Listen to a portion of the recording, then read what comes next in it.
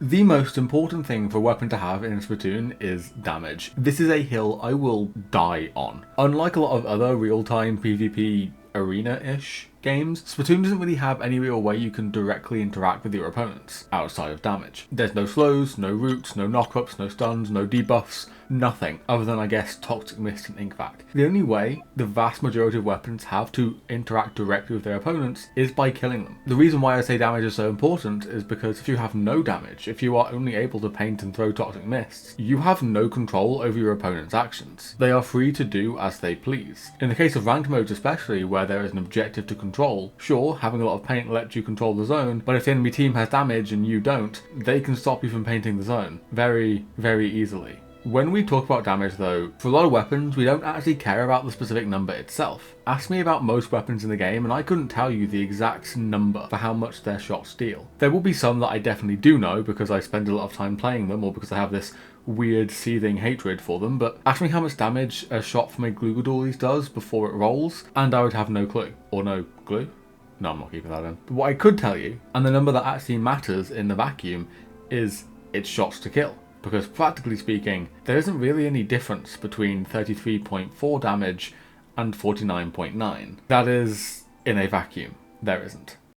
Something that I'd hear a lot of people say back in the Splatoon 2 days, and something that's still very true nowadays as well, is that nobody is ever at full health. In Splatoon, damage is flying at you from everywhere. The enemy team is trying to kill you with their main weapons, they're throwing bombs and specials at you with massive AoEs, and so much as stepping in ink of the wrong colour starts to deal 0.3 damage to you per frame immediately. And while the damage you take from stepping in enemy ink may not sound like much, I mean 18 DPS is worse than Undercover Brella, back in Splatoon 2, small amounts of damage mattered a lot. Because back in patch 4.3 of Splatoon 2, the devs made the second biggest mistake they will ever make by adding main power-up to the game. It didn't have a big impact on most weapons. Inkbrush, for example, rarely ran more than one sub, but for some weapons, it was absolutely game-breaking, since it increased the amount of damage your weapons dealt. Just like damage up in Splatoon 1, you couldn't use it to decrease your shots to kill, but just like damage up in Splatoon 1, that didn't matter much. If your weapon was a 4-shot, like Dory Squelchers, sure, it was impossible to deal more than 33.3 damage, but if you happened to run into a player who had taken at least 0.1 damage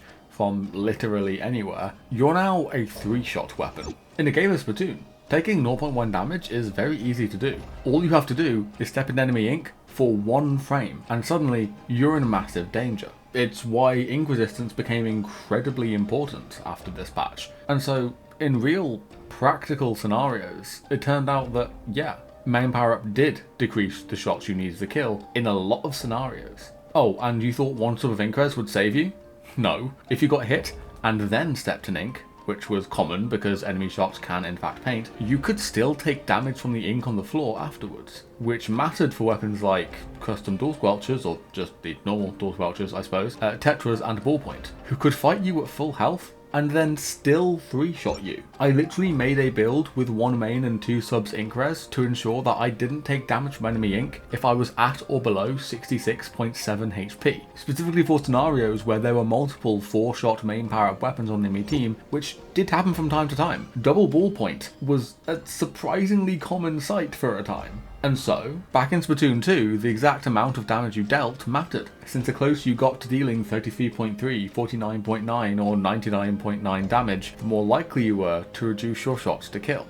Luckily, damage up isn't in Splatoon 3, so this idea doesn't apply to Splatoon 3 then, right? Well, kinda.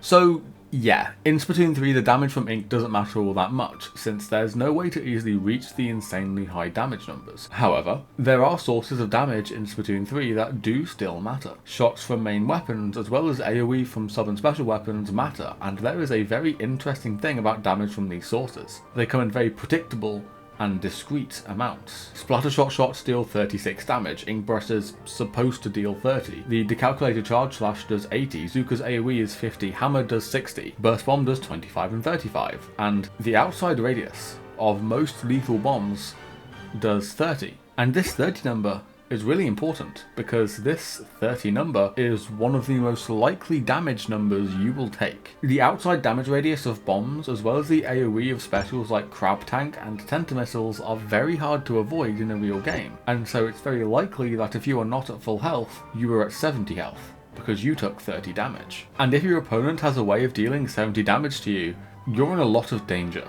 The prevalence of this damage number has warped the way we think about certain weapons. Take the Slosher class for example. The base Slosher deals 70 damage per shot, whereas the Tri-Slosher deals 62. If you want to reduce the shots to kill on a Slosher, the 1 or 2 damage you'll take from stepping in enemy ink isn't going to be enough. 5 or 6 isn't going to be enough. 10 or 20 is still not enough. You need to take 30 damage to reduce a Slosher's time to kill, which, sure, is a lot, but is very easily done and happens quite often. Being just a tiny bit too close to a bomb is going to do that to you, and this makes Slosher a very deadly fighter. If you want to lower Tri-Slosher's time to kill though, you need 38 damage instead, and 38 is a much more difficult number to find, and even harder to find a way to do it consistently and easily like you can with bombs. The best thing we have is Splatter Color Screen, which, if you play competitively, you won't get the chance to play very often.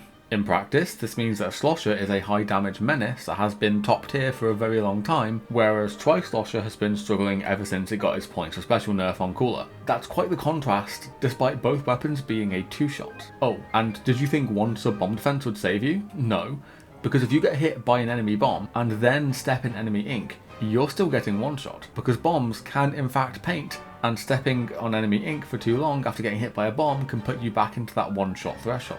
And the bomb defense doesn't even save you from the myriad of other ways of dealing 30 damage or more in this game. Slosher is a powerhouse of a weapon, and a good chunk of it has to do with just how common the number 30 is in this game. This doesn't matter just because, sometimes a Slosher can get a 1-shot on you. It matters because it changes the way you have to play the game. Getting 1-shot is kind of scary. Obviously, it's something that you want to try to avoid. So let's say you're fighting a team with a Splatoon Stamper, and you get hit by the outside hit of a Tentamissiles, a very common scenario since Stamper and Frozen Pro are played together quite often. You are now at risk of being immediately 1-shot by a single vertical slash from this Splatoon Stamper. You can't just go out and fight the Stamper anymore because that just increases the odds of you being removed from existence. Taking as little as 30 damage means you have to play very passively while you recover HP, which is almost as bad as dying.